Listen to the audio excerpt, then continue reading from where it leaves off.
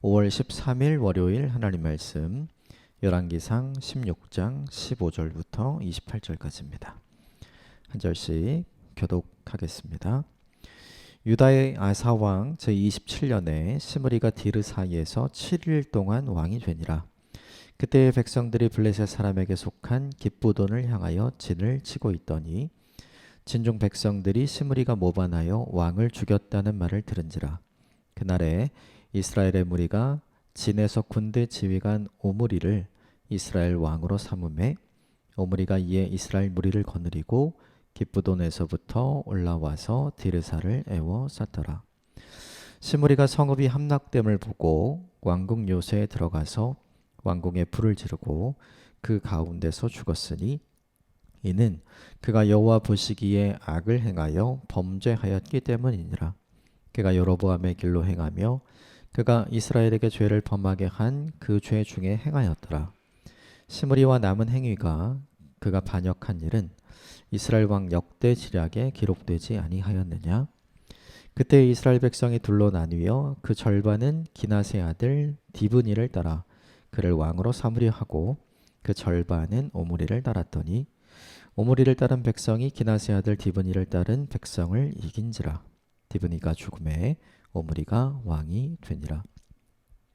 유다의 아사왕 제31년에 오므리가 이스라엘의 왕이 되어 12년 동안 왕위에 있으며 디르사에서 6년 동안 다스리니라. 그가 은 2달란트로 세멜렉에서 사마리아 산을 사고 그 산 위에 성읍을 건축하고 그 건축한 성읍 이름을 그 산 주인이었던 세멜의 이름을 따라 사마리아라 일컬었더라.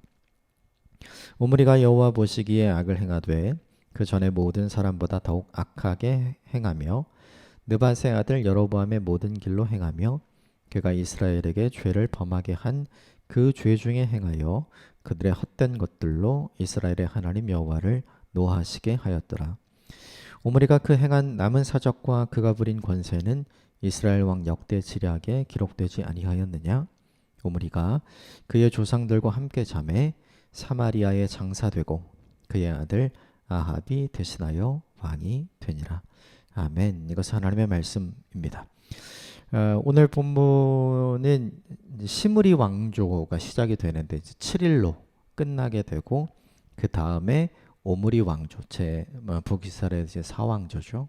이 오므리 왕조로 넘어가는 이야기가 등장을 하는데요. 몇 가지만 좀 살펴보고 우리에게 적용할 부분들을 함께 나누어 보고요. 오늘 본문을 좀 살펴보도록 하겠습니다. 먼저 15절부터 20절까지의 내용이 바하사 왕조, 바하사와 엘라 두 사람이 왕이 됐죠. 그 왕조가 시므리에 의해서 어떻게 끝났는지, 그리고 왕자를 차지한 시므리가 오므리에 의해서 이제 어떻게 7일 동안의 왕자가 끝났는지에 대한 내용이 나오는데 15절부터 17절까지만 같이 읽어보겠습니다. 시작. 유다의 아사왕 제27년에 시므리가 디르사에서 7일 동안 왕이 되니라. 그때의 백성들이 블레셋 사람에게 속한 깁부돈을 향하여 진을 치고 있더니 진중 백성들이 시므리가 모반하여 왕을 죽였다는 말을 들은지라. 그날에 이스라엘의 무리가 진에서 군대 지휘관 오므리를 이스라엘의 왕으로 삼음에 오므리가 이에 이스라엘의 무리를 거느리고 깁부돈에서부터 올라와서 디르사를 애워 쌌더라. 바하사의 아들이었던 엘라가 즉위를 한 상태에서 이 시므리는 엘라의 신하였었습니다. 병거 부대, 그러니까 오늘날로 치자면 전차 부대를 총관할하는 군대의 사령관이었고요. 오늘 본문에 등장하는 오므리는 시므리가 이제 본부에 있는 상황에서 오늘 본문의 오므리는 블레셋 사람들과 깁부돈에서 이제 대치 중에 있는 걸 보면 오므리가 시므리보다는 하위 군인이었던 것으로 판단이 들어요. 그래서 전쟁이 일어났지만 시므리는 이제 군인들을 파송해서 전쟁을 하게 한 상태에서 이제 모반을 일으켜서 자기가 왕위를 찬탈한 것이고, 그리고 오므리는 아마 시므리의 명령을 따라서 전쟁터에서 최전선에서 전쟁을 하고 있었던 것으로 보입니다. 어제 본문 주일 본문을 잠깐 이제 살펴보면 시므리가 왕이 되었던 과정을 쭉 기록을 해요. 첫 번째는 엘라를 숙청시킵니다. 바하사의 아들이었던 엘라를 숙청시키고 그 다음에 한 일이 바하사 집안의 모든 사람들을 다 죽여요. 그 이유는 혹시라도 누군가 살아남아서 자신에게 복수를 하게 하면 안 되기 때문에 모든 남자들 그리고 그 집안에 속한 모든 가족들을 다 숙청하죠. 그러니까 굉장히 잔인하게 권력에 등극을 한 거죠. 시므리의 생각은 이거였을 거예요. 이제 다 끝났다. 완벽하다. 이제는 내가 왕이 되었다. 그러니까 쉽게 말하면 자기 힘으로 왕위를 찬탈한 거잖아요. 이 북이스라엘의 왕의 시작은 하나님께서 여로보암을 세우심으로 어쨌든 시작을 한 거잖아요. 그러니까 남유다든 북이스라엘이든 북이스라엘 다스리거나 남유다를 다스리거나 왕의 자리는 하나님께서 세워주신 사람, 그 사람이 그 자리를 물려받는 거라는 생각이 팽배했었고 지금까지는 그래도 그게 잘 지켜져 왔죠. 그런데 오늘 이 시므리에 의해서 그것이 완벽하게 깨지는 거예요. 시므리의 계획은 절반의 군인이 블레셋에 나가 있는 동안 그리고 본부를 지키고 있는 자기 자신이 어쨌든 최고의 군사력을 동원할 수 있는 상태였기 때문에 이것으로 쿠데타를 일으켜서 내가 왕위를 잡으면 모든 것은 순조롭게 끝나게 될 거다. 아마 이렇게 생각을 했고 그대로 실행을 했고 성공을 한 것 같아요. 그래서 시므리의 입장에서는 모든 것이 완벽하게 끝났다라고 생각을 했지만 오늘 본문은 전혀 생각하지 못했던 일이 생겨났죠. 시므리가 모반에서 왕을 죽였다는 말을 사람들이 들었어요. 그러자 사람들이 소요를 일으키기 시작을 하죠.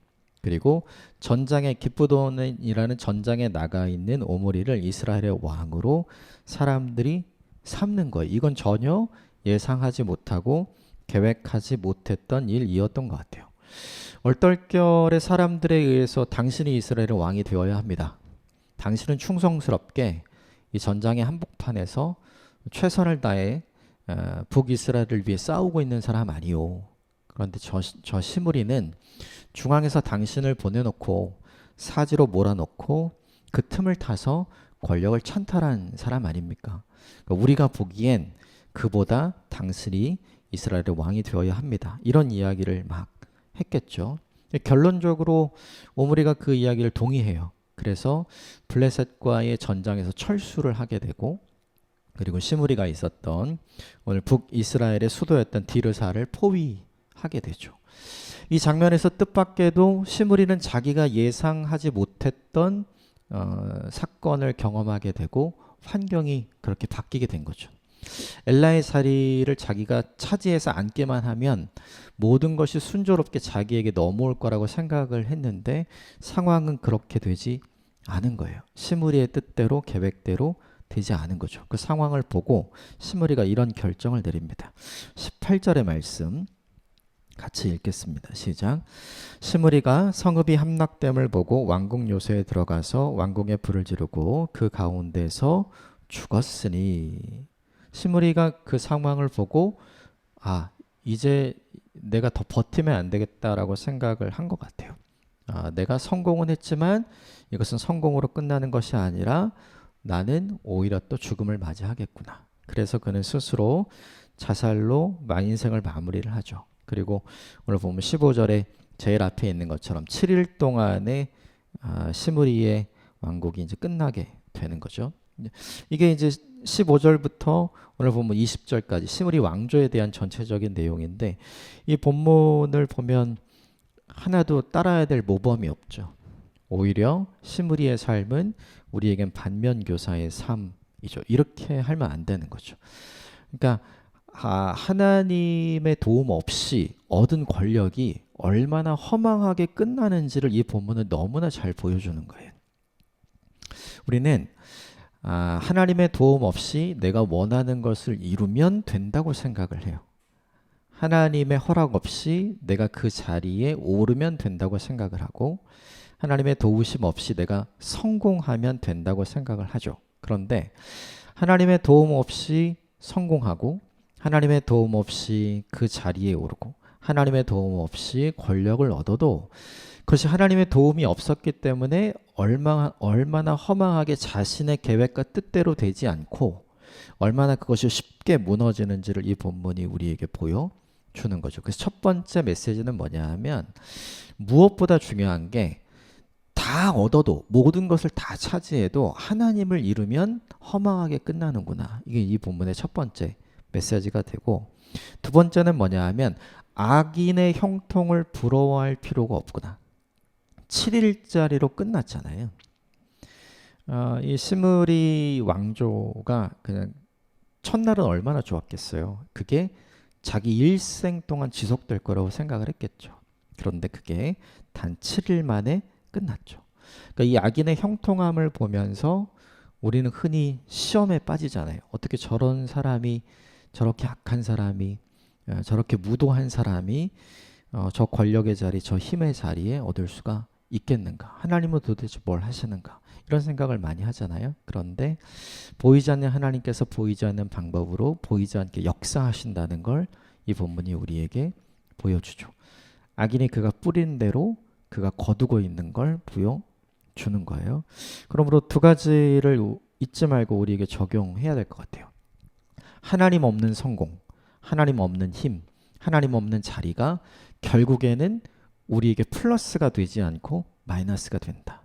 그래서 그 자리가 없더라도 그 힘이 없더라도 우리가 그 성공을 거두지 못할지라도 하나님을 붙들고 하나님의 도우심을 받고 하나님의 보호하시는 인생을 사는 게 우리에게 훨씬 더 좋은 형통이다. 이것을 우리에게 적용해야 될 것 같고 또 하나는 뭐냐면 악인의 형통의 유효기간이 있다.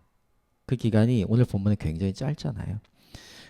이 악인의 유효기간이 뭐 길 수도 있고 짧을 수도 있지만 분명한 건 악인이 뿌린 씨대로 그가 거두어 드린다. 그러므로 악인의 형통함은 결코 부러워할 대상이 아니다. 이걸 우리에게 적용해야 되겠습니다. 그 이후에 오므리가 이제 왕위에 올랐죠. 그런데 오므리가 왕위에 오르고 모든 것이 끝나지 않습니다. 또다시 내부적인 분열에 빠지고 내부적인 분쟁에 빠지는 일이 본문에 등장을 해요. 21절, 22절 같이 읽겠습니다. 시작. 그때 이스라엘 백성이 둘로 나뉘어 그 절반은 기브낫의 아들 디브니를 따라 그를 왕으로 삼으려 하고 그 절반은 오므리를 따랐더니 오므리를 따른 백성이 기브낫의 아들 디브니를 따른 백성을 이긴지라. 디브니가 죽음에 오므리가 왕이 되니라. 시므리가 죽고 나서 이제 오므리가 이스라엘 사람들이 왕을 삼았잖아요. 북이스라엘 사람들. 근데 절반이 따랐다고 하니까 한 5개 지파 정도는 오므리 편이었던 것 같고 또 오므리를 사실 별로 좋아하지 않았던 사람들이 있었던 것 같아요. 한 5개 지파 정도는 오늘 본문에 나오는 기낫의 아들 디브니를 따랐다. 그러니까 내부적으로 분열이 된 거죠. 이 분열의 기간은 오늘 보면 15절에 보면 아사왕 27년부터 23절에 보면 아사왕 31년까지 대략 한 4년 정도 이 분열의 기간 동안이 있었고 서로 이제 양쪽이 갈라져서 누가 권력을 잡느냐 이것 때문에 이제 서로 싸우는 기간이 생긴 거죠. 흔히 이야기하면 이제 난세가 된 거죠. 난세가 되면 사실은 영웅이 나타나기도 해요. 그런데 난세가 되면 분명하게 드러나는 게 있어요. 그게 뭐냐면 사람들이 어떤 존재인지가 명확하게 드러납니다. 난세가 아니었으면 그렇죠. 누가 오므리를 지지하는지 누가 디브니를 지지하는지 드러나지 않았을 거예요. 근데 난세가 되니까 오므리를 지지하는 오므리파, 디브니를 지지하는 디브니파로 나뉘어서 분명하게 그 사람이 어떤 사람인지를 보여주는 거죠. 또 하나가 있어요. 둘이 나누어져서 권력의 한 자리를 가지고 누가 차지할 거냐로 싸우잖아요. 모든 사람들의 관심사는 무엇이냐면 하나님이 누구를 세우시냐가 아니라 누가 강하냐예요. 강한 자가 그 자리를 차지할 수 있게 되는 거니까요.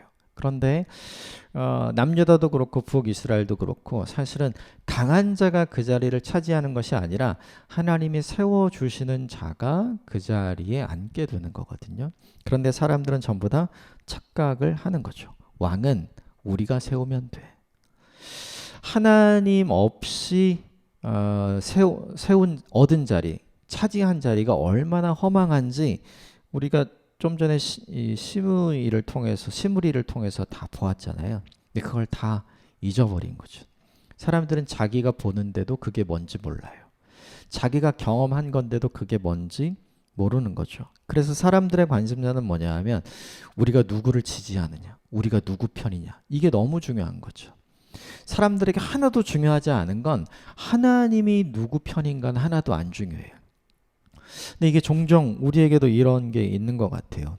우리가 끊임없이 내가 바라고 원하고 내가 지지하는 무언가가 이루어지기 위해서 우리 이걸 위해서 기도하잖아요. 예를 들면 야구 경기, 축구 경기 이런 거 할 때 우리가 응원하고 우리가 이겼으면 하는 팀들이 있잖아요.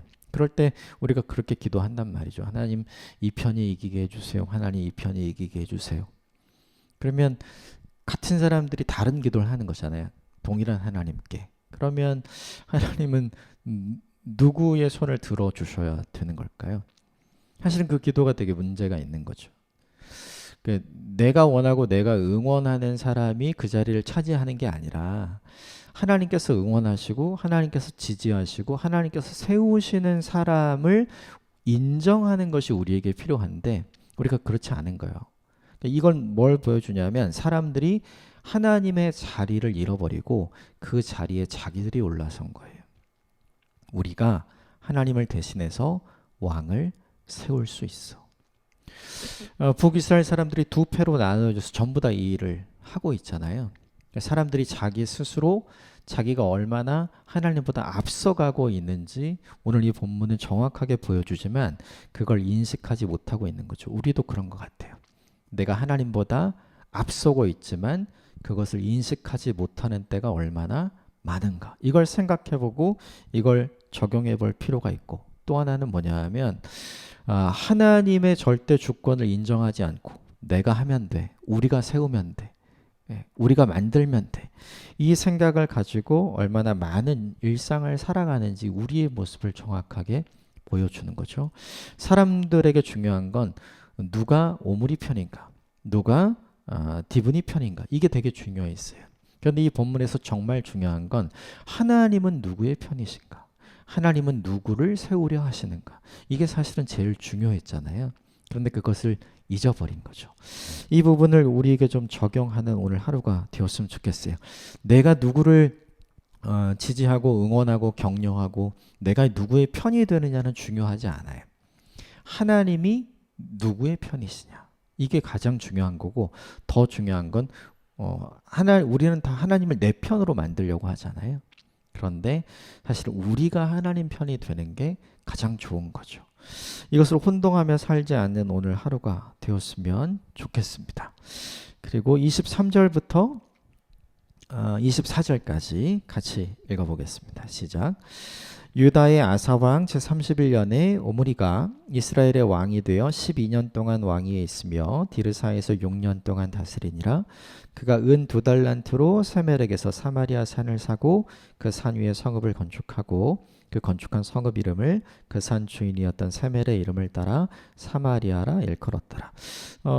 드디어 디브니를 이기고, 그죠? 오므리가 승자가 됐죠. 그래서 그가 왕이 되었고, 그가 왕이 된 다음에 제일 처음으로 한 일이 뭐냐 하면 원래 수도 디르사에서 새로운 수도 사마리아로 수도를 이전하는 일.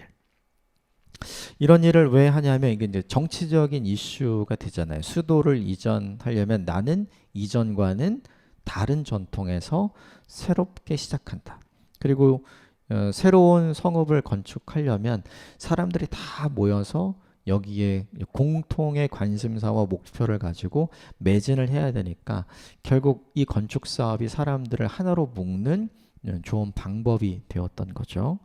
그래서 오므리가 한 일은 뭐냐면 시므리 스스로 왕이 된 시므리를 결국은 죽게 만들고, 그리고 사람들 절반이 지지했던 디브니를 죽이고 스스로 왕이 되었잖아요.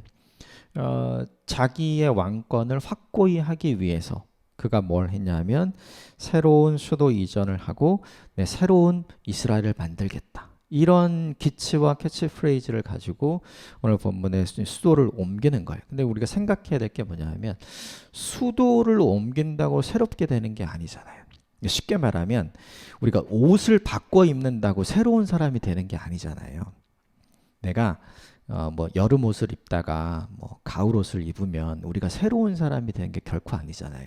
우리가 새로운 사람이 되려면 우리가 외부적으로 입는 옷이 아니라 우리 내면의 마음을 바꾸고 우리의 생각을 바꾸고 우리가 지금까지 가지고 있었던 우리의 성품을 바꾸는 일이 필요한 거죠. 그러니까 근본적으로 우리가 새로운 사람이 되기 위해서 필요한 건 외부적 조건을 바꾸는 것이 아니라 내부적 조건을 바꾸는 거예요.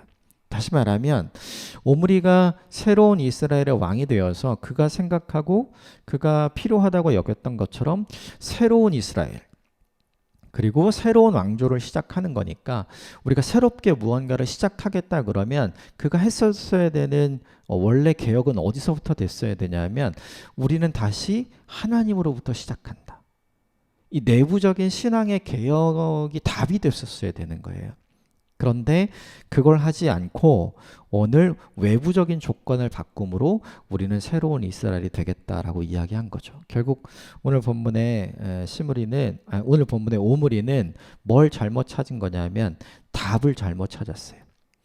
새롭게 만들기는 해야 되는데 어떻게 새롭게 만들 것이냐, 이 방법을 잘못 선택한 거죠.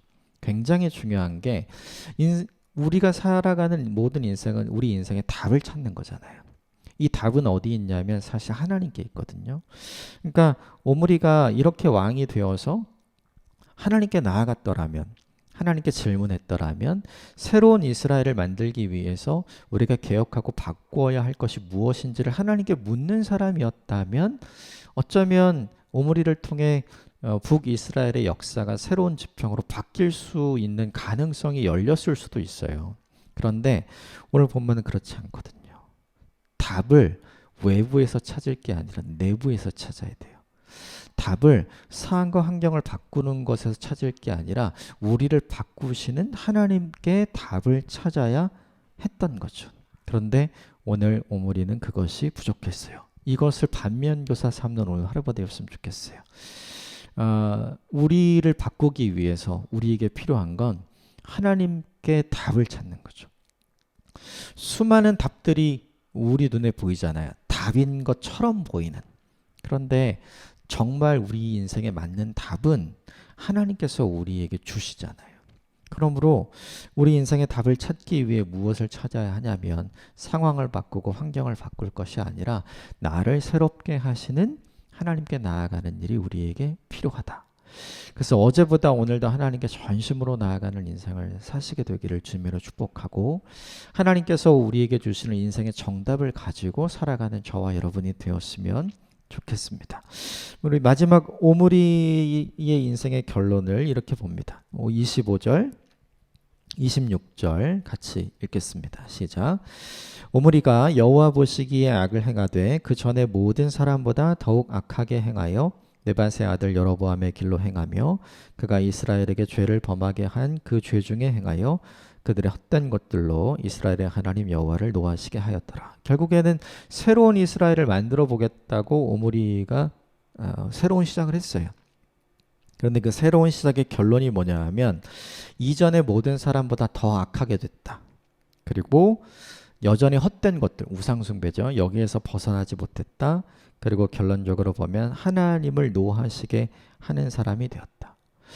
오므리는 세상적으로 보면 어쨌든 북이스라엘에서 올라갈 수 있는 최고의 위치에 오른 사람이에요. 성공한 사람이죠. 그렇죠? 그런데 되게 중요한 게 그 자리에 있는 오므리가 보여준 건 뭐냐면 그가 어떤 사람인지를 보여준 거죠.